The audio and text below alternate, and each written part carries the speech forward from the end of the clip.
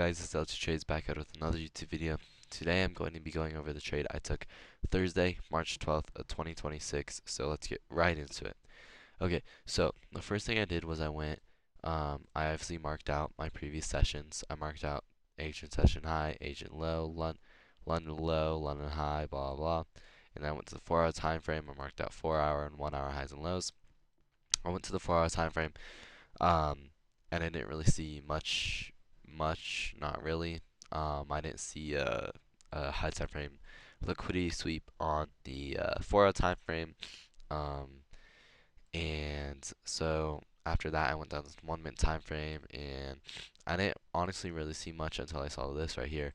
I saw that we did take out these hourly highs London sessions, so I was like, okay, this is a good opportunity for shorts today. I'm going to be looking for shorts today. My bias is going to be bearish because the most recent liquidity sweep was a sweep of these uh, hourly highs.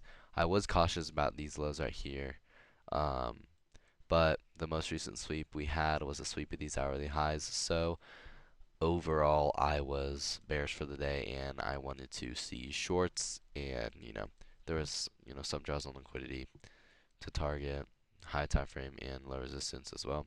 So what I did, market opened and I went down to the 5-minute time frame. I was originally watching ES, but NQ gave me the better setup and the better risk to reward ratio.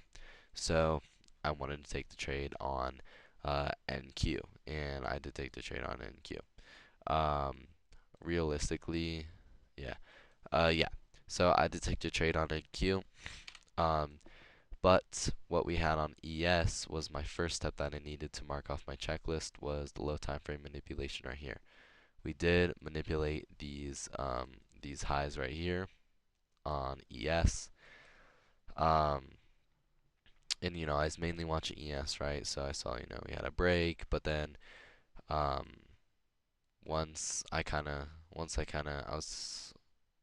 I was looking at NQ after we broke structure to the downside and formed this bearish fair value gap because it was kind of smoother than this tiny little fair value gap as well as equilibrium. But anyways,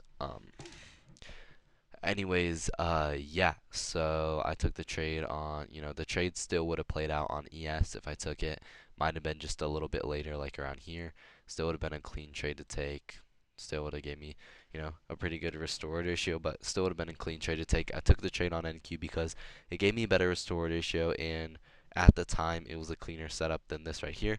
So after we saw this low time frame manipulation, um, right here we had that 5-minute low time frame manipulation checked off my checklist.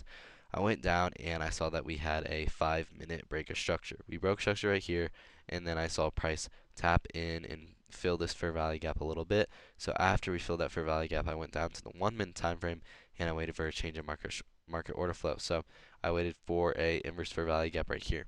Once we inversed this fair value gap right here, um, I entered short. And then I set stops above this fair value gap, and then I set take profit down at hourly draws on liquidity. I did only have one take profit because I only went on uh, one contract. So yeah, and this was kind of the only like hourly significant draw on liquidity that we had to the downside. So um, and as you can see, we did hit this, and yeah, so overall a great trade today, a great trade that I took. I'm happy with this trade. Everything on my checklist checked off. I followed my strategy to a T, and I'm very, very happy with this trade. I'm very, very confident. And yeah, I'm glad I executed on this trade. And yeah, man. So yeah, hope everyone has a great day. And yeah, I'll catch you boys in the next one. Peace.